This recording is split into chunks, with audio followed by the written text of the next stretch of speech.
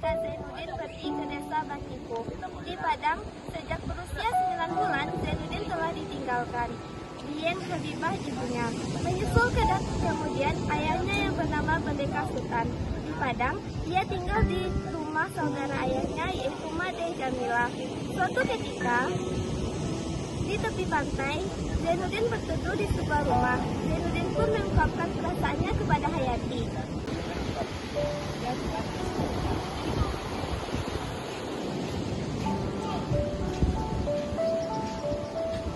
Hayati, setelah kedekatan kita Mbak beberapa hari ini, saya menaruh hati kepada engkau karena kegiatan dan kebaikanmu dengan kesedihan besar. Jangan Tuan, saya terlalu membanggakan diri saya. Hayati, sebenarnya ada hal yang ingin aku sampaikan kepadamu. Apa itu tadi? Saya jadi minta kepadamu kepada kelembutan dan kejiwaanmu. Semoga engkau menjadi kekasihku. Saya juga mencintaimu Tuan, sebagaimana saya mencintai diri saya sendiri. Saya siap Tuan. Tuan Zainuddin, Datuk ingin bertemu denganmu. Benarkah? Iya, ia ingin menunggumu di sini. Baiklah, aku akan menunggu beliau di sini. Apa yang akan dikatakan Datuk? Perasaanku tak enak, perasaanku berkata bahwa kita akan berpisah. Hayati, mari kau pulang bersamaku. Tidak Siti, aku mau mendengarkan apa kata Datuk. Tenanglah Hayati, semua akan baik-baik saja. Pulanglah Hayati. Hati-hati dalam perjalananmu. Siti, tolong antarkan dia sampai ke rumah. Baik, Tuan.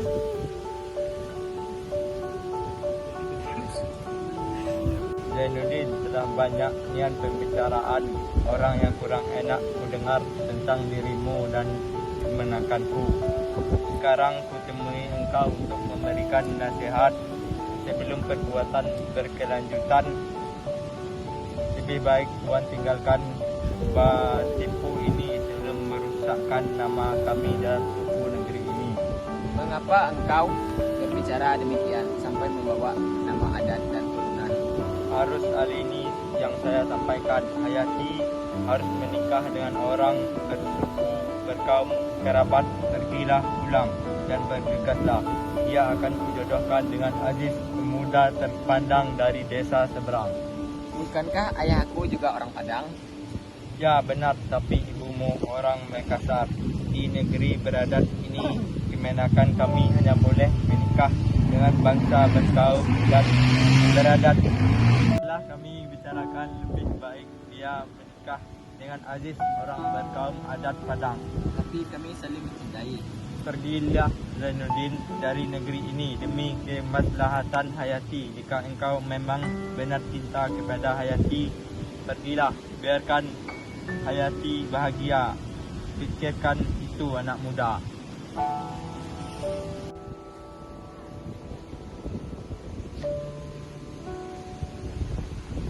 Apa yang terjadi dengan guru? Siapa yang telah melukai hati guru? Aku tak dapat bersatu dengan cinta Hayati. Dia telah dijodohkan dengan laki-laki berkaum adat dan terpandang. Oh Tuan Aziz, saya kenal siapa dia. Dia tidak begitu lebih baik guru. Dia hanya memiliki kekayaan dari ayahnya. Dia sering berganti-ganti pasangan. Benarkah itu Muluk? Ya guru, tapi tenanglah, Hayati akan kembali padamu jika Aziz telah mati.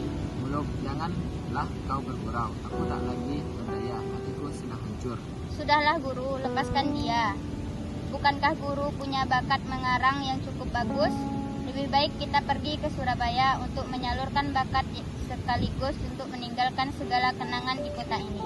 Aku tak yakin tentang apa yang akan terjadi kepada aku kepada tanpa Hayati di dekatku.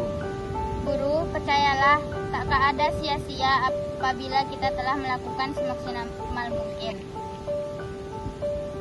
Besok kita akan pergi. Kau akan menemaniku. Tentu guru. Surabaya, Zainuddin pun terkenal sebagai pengarang hebat dengan nama samaran Z. Ia mendirikan perkumpulan tonil dengan nama Andalas dan kehidupannya pun telah berubah menjadi orang terpandang karena pekerjaannya. Zainuddin pun melanjutkan usahanya dengan mendirikan penerbitan.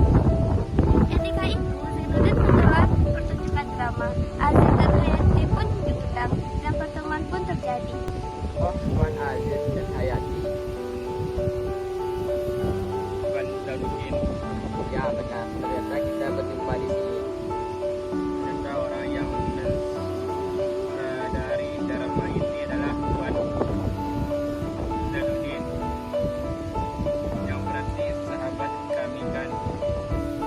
sekali Tuan. Sudah lama tinggal di kota Surabaya ini. Kami baru 3 bulan karena pekerjaan saya ditugaskan untuk pindah ke Surabaya. Ajaib. Sekian lama di Surabaya, baru sekali ini bertemu. Besok boleh Tuan ke rumah saya. Baik Tuan, besok ada juga yang ingin saya katakan. Sebenarnya Tuan menerima kabar yang buruk. Lebih baik Tuan ceritakan sekarang. Barangkali saya dapat membantu. Lebih baik Alinda pasti bukan Tony kayak karya Tuan Zainuddin. Ada yang perlu Anda cerita kepada Zainuddin. Baiklah Kanda. Saya bermaksud menitipkan Hayati kepada Tuan Aziz. Mengapa Tuan bicara demikian? Apa kabar yang Tuan terima? Begini Tuan, maksud begini Tuan, mungkin pada saat inilah Tuan membalas segalanya. Saya telah melarat sekarang. Saya telah dipecat dari pekerjaan saya. Saya khawatir akan nasib Hayati. Kalau begitu, untuk sementara waktu tinggallah terlebih dahulu di rumah saya sampai Tuan mendapatkan pekerjaan. Tidak Tuan, baik saudara sudah terlalu besar kepada saya. Tidak ada balasan dari saya. Itu bukan jasa, itu hanya kewajiban seorang sahabat kepada sahabatnya. Terlalu baik saudara. Ini esok saya akan pergi ke luar kota untuk mencari pekerjaan. Saya tetap akan menitipkan Hayati di sini. Baiklah, saya tidak keberatan istri saudara tinggal di sini. Tetapi pikirkanlah kembali keputusan saudara. Keputusan saya adalah buat Tuan Zainuddin. Baiklah, kalau demikian, kalau pekerjaan sudah Tuan dapatkan, boleh Hayati Tuan jemput atau saya juga bersedia mengantarkannya. Saya percayakan Hayati sepenuh kepada engkau Tuan. Saya akan berusaha semaksimal mungkin. Lebih baik untuk malam ini Tuan Aziz dan Hayati ikut saya pulang dan beristirahat di rumah saya. Besok baru Tuan pergi ke luar kota. Tuan kelihatan sangat lelah. Baiklah Tuan, saya pun kasihan melihat Hayati yang pasti mendengar cerita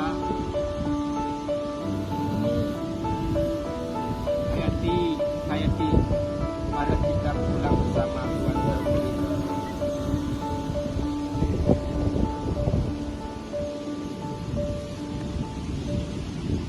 Di rumah Tuan Zainuddin, mengapa? Apa yang terjadi Tuan?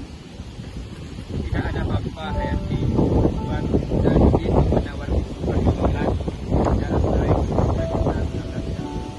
Baiklah Kanda. Setelah kepergian Aziz, keesokan harinya terdengarlah kabar bahwa Aziz telah meninggal dunia. Dan datanglah sebuah surat berisi pesan dari Aziz bahwa untuk meminang Hayati sebagai istri Zainuddin. Duduklah, sudahkah engkau menerima surat dari suamimu? Sudah, apa yang harus saya lakukan? Dia telah sudah meninggalkanku. Bagaimana nasib dengan saya? Maukah engkau mengulang kisah kita dulu? Maaf Hayati, Mengapa engkau menjawab sekejam itu kepadaku Zainuddin? Sekalikah pupus dari hatimu keadaan kita, jangan kau jatuhkan kepadaku hukuman yang begitu ngeri. begitulah perempuan. Dia hanya ingat kekejaman orang kepadanya dan lupa kekejaman diri sendiri kepada orang lain. Bukankah engkau telah berjanji? Ketika saya diusir, kau berjanji akan bersamaku. Tetapi kenyataannya apa? Sudahlah Hayati, lebih baik kau pulang sekarang. Tidak Zainuddin, saya tak akan pergi. Saya tak perlu kau beri makan. Saya hanya perlu dekat kau Zainuddin. Tidak Hayati, kau mesti pulang ke Padang, negeri Minangkabau. Besok hari Senin kapal Vanderbilt akan berangkat dari Surabaya ke Tanjung Priok, lalu akan terus ke Padang. Gunakanlah uang ini Hayati.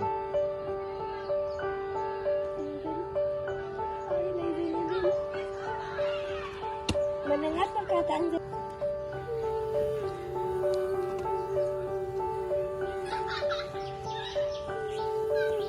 Sudahkah kau siap meninggalkan Zainuddin? Sudah.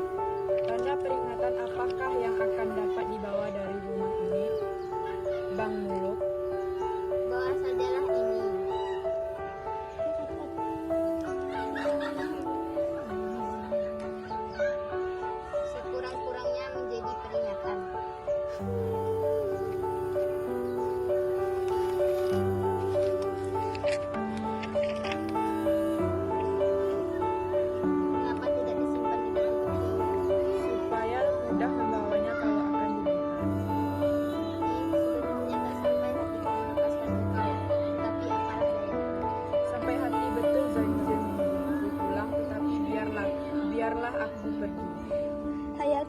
pergi menuju pelabuhan dan berangkat dengan kapal Van der Wijk.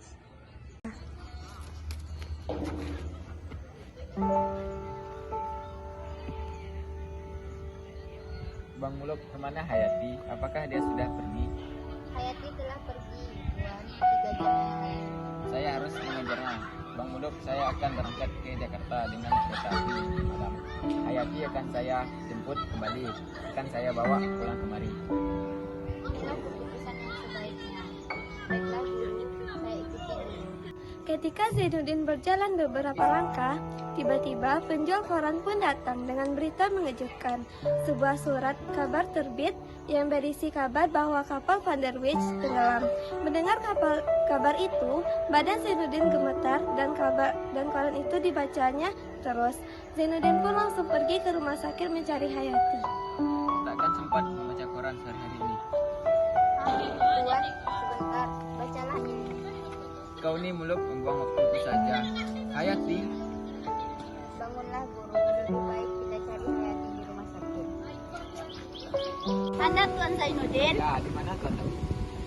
ketika perempuan ini dibawa kemari, kepalanya yang berdarah diikat dengan selendang ini. Dari dalam selendang ini sebuah foto tertulis nama Zainuddin. Hayati, kau Zainuddin? Ya Hayati, aku di sini. Kuatkan kau menahan rasa sakit ini Hayati. Dia terlalu parah, darah terlalu banyak keluar dari lukanya. Paru-paru pun penuh dengan air. Lakukan segala cara bukan. Barang-barang di rumah sakit tidak memadai. Bahaya kematian telah terbayang di mukaku. Cuman jika aku mati, hatiku telah senang, sebab engkau telah ada di sampingku sekarang. Hayati, kuatkanlah, aku akan ada di sini sampai engkau sembuh. Tenanglah, hidupku hanya untukmu sekarang. Dan rasa cintaku telah tenggelam dalam lautan kekasih sayangku. Terima kasih.